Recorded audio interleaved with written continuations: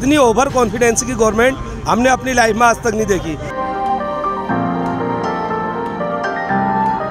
मुख्यमंत्री को कोई चिंता ही नहीं है कि हमारा राजस्व कहां से आएगा।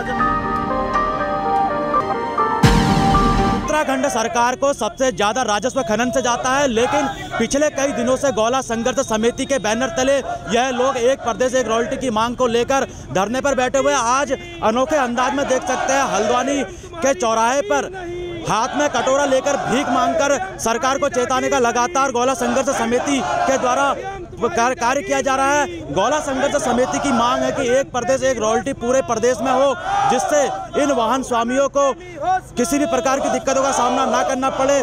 पिछले कई दिनों से यह लोग अपनी मांग को लेकर धरने पर बैठे हुए तमाम गौला संघर्ष समिति के लोग हैं। आज अनोखे अंदाज में भीख मांगकर सरकार को चेताने का कार्य कर रहे हैं। आपसे जानेंगे, लगातार पिछले कई दिनों से गौला संघर्ष समिति अपनी मांग को लेकर धरने पे बैठे हुए, आज एक अनोखे अंदाज पे आप लोग सरकार को चेताने का प्रयास कर रहे हैं। किस प्रकार से देखते हैं कि सरकार द्वारा आप लोगों की अभी तक जो मांग है वो मांग को जो है नहीं मानी गई है? देखिए, ये ओवर कॉन्फिडेंस की सरकार है। यहाँ पर ये लोग कुछ नहीं, इनको पता है फिर हमारे मोदी के नाम पर हमारी सरकार बन जानी है। इतनी ओवर कॉन्फिडेंस की गवर्नमेंट हमने अपनी लाइफ में आज तक नहीं देखी। हम 4 महीने से यहाँ पर आंदोलित है। इन्होंने कोई भी, हमने सीएम डीएम सबको ज्ञापन दे दिया, लेकिन अभी तक इनके कान में जू नहीं रहेगी। आज हम लोग पैदल हैं, हमारे बच्चे भूखे मर रहे हैं, हमारे लाखों लाख 2.5-3 लाख जो है हमारे यहाँ पर हल्द्वानी में 3 लाख बेरोजगार बैठे हुए हैं, लेकिन ये सरकार आंखें बंद करके बैठी है। ये जो है यहाँ पर देखना नहीं चाह रही है, इसलिए आज हम मजबूरी होकर हम भीख मांगने को उतर गए हैं और हम लोग सब पैदल हो गए हैं, गाड़ी वाले। कितनी रॉयल्टी की मांग है कि कितनी रॉयल्टी होनी चाहिए एक प्रदेश एक रॉयल्टी में? एक प्रदेश एक रॉयल्टी, जबकि हमारी अभी 31 रुपये की रॉयल्टी है गौला नदी में, गौला, कोसी, नंदौर और दापका में।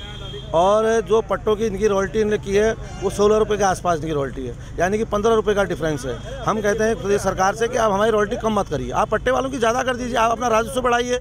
यानी तो सरकार को भी 2 करोड़ रुपए रोज का नुकसान हो रहा है। लेकिन मैंने तो ऐसी सरकार, ऐसा मुख्यमंत्री पहली बार देखा। भारतीय जनता पार्टी की सरकार पहले भी रही, लेकिन मुख्यमंत्री को कोई चिंता ही नहीं है कि हमारा राजस्व कहाँ से आएगा, जबकि उत्तराखंड में केवल खनन और शराब और एक लकड़ी, इसके अलावा कोई राजस्व का स्रोत नहीं है। उसके बाद भी मुख्यमंत्री के कानों में जू नहीं रह रही है और लगातार हम 4 महीने से आंदोलित हैं और ये इसको नदी समझ रहे हैं, जबकि ये नदी नहीं है, ये हमारा एक लघु उद्योग है। क्योंकि यहाँ पर एक बात बताइए, आप 10,500 वाहन स्वामी हैं और उसको समझिए 7,000 मोटर मालिक हो गए, उसके 7,000 ड्राइवर हो गए, हर किसी के परिवार में 4-4 लोग हैं, यानी 56,000 लोग तो सीधे हैं। उसके बाद मजदूर है, कारपेंटर है, मिस्त्री है, स्पेयर पार्ट्स वाला है, दुकानदार है। 1,000 रुपये भी अगर एक गाड़ी रोज़ का बचाती है, 10,500 गाड़ियाँ हैं, 10 लाख रुपये रोज़ का।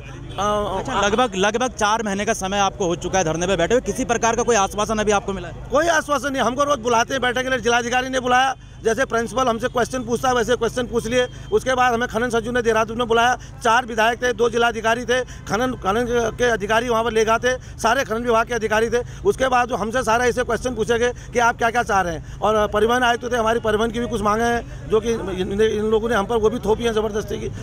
कहीं ना कहीं आप देख सकते हैं, अगर हम उत्तराखंड की बात करें तो सबसे ज़्यादा खनन को राजस्व उत्तराखंड सरकार को गौला और खनन से जाता है। और जिस तरीके से अगर हम बात करें, यहाँ तमाम अन्य प्रदेश के जो श्रमिक हैं वो भी यहाँ आते हैं और अपनी रोजी रोटी कमाते हैं। लेकिन अगर पिछले सत्र की बात करें, लगभग 2023 का जनवरी माह आ चुका है और जनवरी माह भी अभी पूरी तरीके से खनन सुचारू रूप से नहीं चला है। इन लोगों की सीधे तौर पर मांग है कि सरकार अगर एक प्रदेश एक रॉयल्टी की मांग इनकी पूरी नहीं करती है तो आगे इन लोगों का उग्र आंदोलन जारी रहेगा। राकेश जोशी, न्यूज़ 18 उत्तराखंड के साथ हल्द्वानी।